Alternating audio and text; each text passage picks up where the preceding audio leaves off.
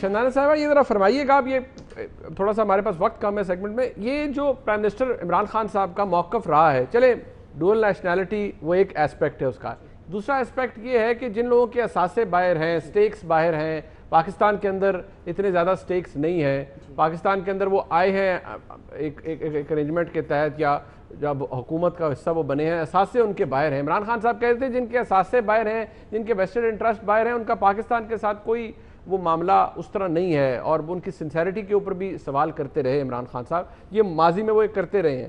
آج حالات مختلف کیوں ہیں؟ آج کیا اپروچ مختلف ہو گئی ہے؟ جی شکریہ منیف صاحب، یہ ضروری ہے ایکسپلین کرنا۔ دیکھیں میں تھوڑا سا کہہ دوں کہ جب حفیظ شیخ صاحب ایک پارٹی کے فائنینشیل ایڈوائزر ہو سکتے ہیں، فائنانس منسٹر ہو سکتے ہیں، وہ کوشر ہے، وہ حلال ہے، لیکن اگر پی ٹی آئی کرتی ہے تو وہ سڈنلی حلال نہیں ہے یا وہ زیر بحث ہے۔ بٹ اٹس امپورٹنٹ کہ اس بات کو ڈسکس کیا جائے، ٹھیک ہے؟ تو یہ نہیں ہو سکتا کہ ماضی میں حلال تھا اور اب غلط ہو گیا۔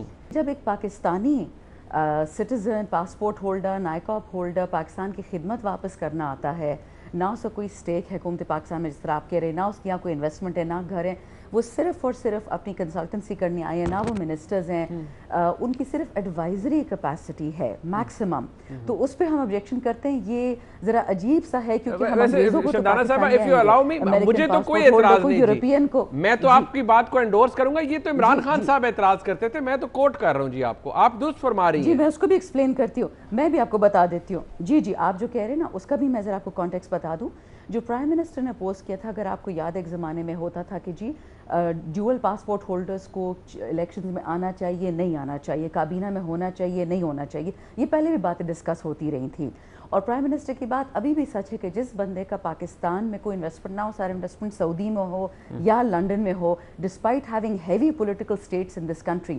آپ مجھے ثانیہ نشتر کی پولیٹیکل کنیکشن دکھا دیں، تانیہ ادریس کی دکھا دیں، ندیم بابر کی دکھا دیں، تو میں مان جاؤں گی کہ بالکل صحیح فرما رہے ہیں۔ لیکن یہ کیسے ہو سکتا ہے کہ والد پرائم منسٹر ہو، بیٹے British passport holder who, business you کے میں ریئل اسٹیٹ کا بھائی یہاں کریں، وہ ایک اچھا۔ دوسری اس میں ضرور بات ہے، دیکھیں ہم ریمیٹنسز تو لیتے ہیں فارنرز سے، لیکن ان سے کہتے ہیں کہ کام یہاں نہیں کرنا، تو پھر ہمیں ایک فیصلہ کرنا پڑے گا، اور اگر اپوزیشن اس پہ لیجسلیشن لے کے آتی ہے تو بیٹھ کے اس پہ بات کر لیں گے، لیکن اپوزیشن بھی دو موقف نہیں پکڑ سکتی۔ ٹھیک ہے، اوکے، ہولڈ میں ذرا وقت کم ہے، میں ذرا حکومت اور آخری بات جو اپنی بات کی، جی میں ذرا رسپانس لے لوں کیونکہ تھوڑا وقت کم ہے۔ ملک صاحب، یہ جو تفریق بتائی ہے شندانہ صاحبہ نے، آپ کی نیچرلی انہوں نے کہا پرائم منسٹر ہے، مجھے زلفی بخاری کی قطعی طور پہ کسی ایسی صلاحیت کا کوئی اندازہ نہیں ہے ادر دین کہ وہ عمران خان کے ایک ذاتی دوست ہیں۔ مجھے کسی صورت بھی نہیں پتا کہ شہباز گل کس اعلیٰ عہدے پہ ادروائز کہ وہ پی ٹی آئی کے سوشل میڈیا ایکٹیوسٹ تھے اور صرف گالیاں دینے میں ماہر ہیں، اس کے علاوہ ان کی کوئی صلاحیت نہیں ہے۔ اسی طرح اگر ندیم بابر کی بات کر رہی ہیں تو مجھے بڑا افسوس ہوگا کہ وہ پیٹرولیم منسٹری کے اور پیٹرولیم کا کاروبار ہے، اور کانفلکٹ آف انٹرسٹ کیا ہوگا، اور پھر دوہری شہریت بھی ہے۔ تو اگر یہ باتیں باقی لوگوں کے لیے آپ نے ایک اپنا سیاسی موقف رکھ کے، ہم تو یہ پہلے دن سے کہہ رہے تھے، ہمارا یہ کہنا تھا کہ آپ جو کچھ کہہ رہے ہیں اس میں سے کسی ایک چیز پر آپ عمل نہیں کر پائیں گے۔ پرائم منسٹر کی ٹوٹل کیمپین، وزیر اعظم عمران خان بحیثیت چیئرمین تحریک انصاف ہر اس کام کی ضد کر رہے ہیں جو بحیثیت چیئرمین تحریک انصاف انہوں نے کہا جو بطور وزیر اعظم وہ کر رہے ہیں۔ اور اگر یہ ساری باتیں وہ ویسٹ میں کریں تو trust me he will be held liable, اور ان کو کسی پبلک آفس ہولڈنگ کے لیے انفٹ ڈکلیئر کر دیا جائے گا، جس ویسٹ کی وہ مثال دیتے ہیں۔ ایک پبلک لائے ایک ایسی سٹیٹمنٹ جو کہ آپ نے خود کچھ کہی ہو، اور بحیثیت گورنمنٹ میں 20 مثالیں ہیں اس کی، اور وہ مثالیں بندہ امپرووائز بھی تو کرتا ہے نا، یو ٹرن بھی لیتا ہے۔ دس از ناٹ امپرووائزیشن بھائی جان، یہ سمپل یہ بات یہ ہے، اور اس کی اسی ویسٹ کی بھی دیکھیں، سن لیں نا، اسی ویسٹ میں اس کی 20 مثالیں ہیں، جس میں اگر کوئی ڈیورنگ کیمپین یا as a challenger of incumbent آپ ایک کیمپین میں سلوگنیئرنگ کرتے ہیں، اور اس سلوگنیئرنگ کے بعد آ کے ایگزیکٹلی یہ بریکسٹ کے کیس میں آپ دیکھیں کیا ہوا، 2 حکومتیں صرف اسی نقطے پہ اٹھی ہیں کہ آپ کا پبلک پوزیشن کیا تھا، اور گورنمنٹ میں آنے کے بعد آئرلینڈ کی سیسیشن والے معاملے میں آپ دیکھیں کیا جھگڑا چلا، اسی ویسٹ کی مثالیں دیتی ہیں۔ اور ایکچولی پرابلم کیا ہے کہ جو معاملات آج تک عمران خان نے، آپ گنتے جائیں، پی ٹی وی 35 سے 100، یہ ایک چارج ہی کافی ہونا تھا، اور یہ پھر اس کے بعد وہ آپ گن لیں اسٹیل مل، क्या पोजीशन थी, हाँ कहाँ वो पर ठीक है, वो कॉन्ट्रडिक्शंस मौजूद है। मुझे कॉन्ट्रडिक्शन नहीं है, ये पब्लिक लाइज है यार। आप देखिए आपका अच्छा मेरा बच्चा बाहर निकले तो वो आवारा है, ये बाहर निकल के कुछ गलत कहे तो ये छुना है। बिल्कुल, आप जरूर लीजिए मौका। एक सेकंड, मैं जरा मलिक साहब ने बात की, आप इकट्ठा जवाब दे दें। मैं पलवशा खान साहब आपको भी रिक्वेस्ट करूंगा, काइंडली आप भी रिस्पॉन्ड करें ताकि पलवशा फिर मैं जरा शंदाना साहब से कंक्लूड करा लूं। मुनीब, असल बात ये है, इन्होंने कहा वो आपने चलाया खान साहब का, जिसमें वो कह रहे हैं कश्तियां जिसने नहीं जलाई वो यहाँ नहीं आ सकता। तो इनमें से किसने कश्तियां जलाई? तारिक बेंज़ियात तो इनमें से कोई भी नहीं नजर आ रहा, और ना कोई इतने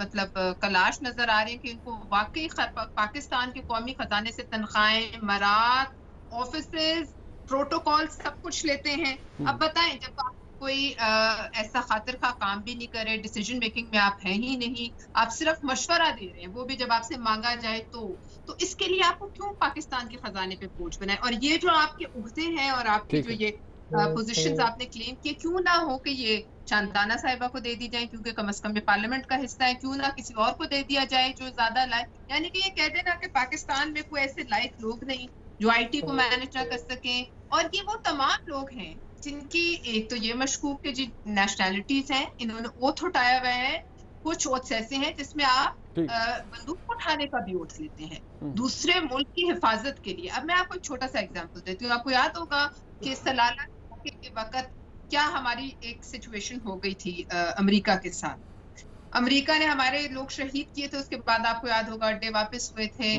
नेटो से। अब आप बताइए कि उस वक्त काबीना में अगर हमारे इस तरह का कोई एडवाइजर हो तो वो हमें क्या मशवरा देगा? क्या उसको हम ऐसी पोजीशन में ऐसे आदमी को रखना चाहिए जिसने उधर भी को उठाया हुआ लॉयल्टी का और यहाँ वो एक बड़े अहम एहसास होते हैं। और दूसरी बात ये जो इन्होंने कहा, ये अहद शिकनी है लोगों से हर बात पर, और फिर उसके बाद हमें इसका ये मतलब नहीं, मतलब लोगों को हमें इतना खान साहब इतना पाकिस्तान की अवाम होगी यहाँ, मतलब एक वैसे आपकी तालीम की जो है रेशो वो कम होगी, लेकिन आप ये समझिए बड़े सियासी तौर पर बाशऊर लोग हैं। ठीक है, ऐसा नहीं हर चौक चौराहे पे सियासत डिस्कस। अच्छा, मैं पलवशा साहब मेरे पास वक्त हो गया, मैं जरा कंक्लूड करा लूं। ये इनके तमाम बयानात इनको आसेब की तरह चिपक गए हैं। जी वो बहुत से और चीजें भी बयानात तो हैं, जरा सामने आ जाता है। ठीक है शंदाना साहब इसको आसान कर देता हूँ, इन लोगों को मशावरत के लिए रख लें, लेकिन वो कह रही है नेशनल एक्सचेकर के ऊपर ये लोग बोझ क्यों बनते हैं, क्यों इनके ऑफिसेज हैं, सरकारी गाड़ियाँ, सब कुछ ये इस्तेमाल करते हैं, एडवाइस ही लेनी है ना, फैसला साजी में हिस्सा तो होगा नहीं, तो खाम ऐसे बुला लिया करें, वो आएँ रेस्टोरेंट से मशवरा ले लें, और ज़रूरत नहीं है उनको इतनी मराद देने की। मुनीब साहब, मैंने शुरू में आपको बता दिया कि काश PMLN और पीपल्स पार्टी इस इशू को हवा ना बनाती और ना मुझे कुछ ऐसी बातें कहनी पड़ती माजरत के साथ जो इन्हीं की माजी को एक्सपोज करता है।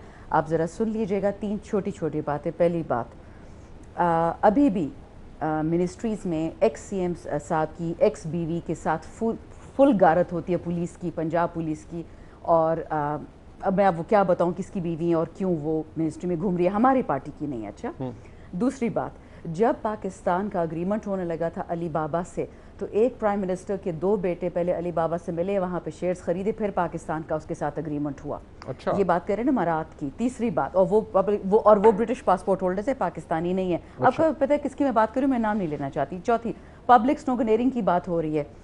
बिलावल ज़रदारी साहब कहते हैं कि मियाँ साहब की वल्दियत पे, आपको पता है कि वो किसके बेटे, किस जनरल के बेटे उनको करार देते हैं।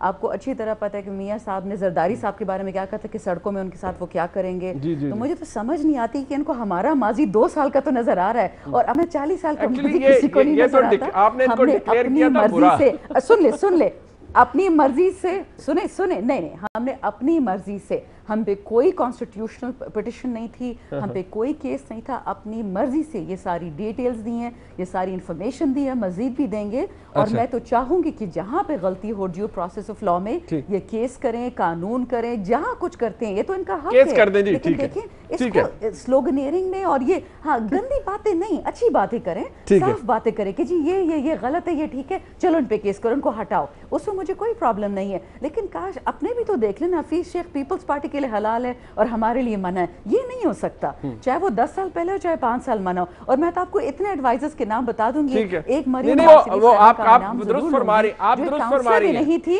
اور کابینہ کی میٹنگ ہم تو صرف سوال آپ سے یہ کر رہے تھے, میں نے خود دیکھی ہیں. آپ جو فرما رہی ہیں آپ اپنی جگہ درست, آپ بالکل کریں, آپ کا حق ہے. میں تو سوال وہ جو عرض کر رہے تھے آپ کے سامنے وہ تھے بیسیکلی جو عمران خان صاحب کے دعوے تھے حکومت میں آنے سے پہلے.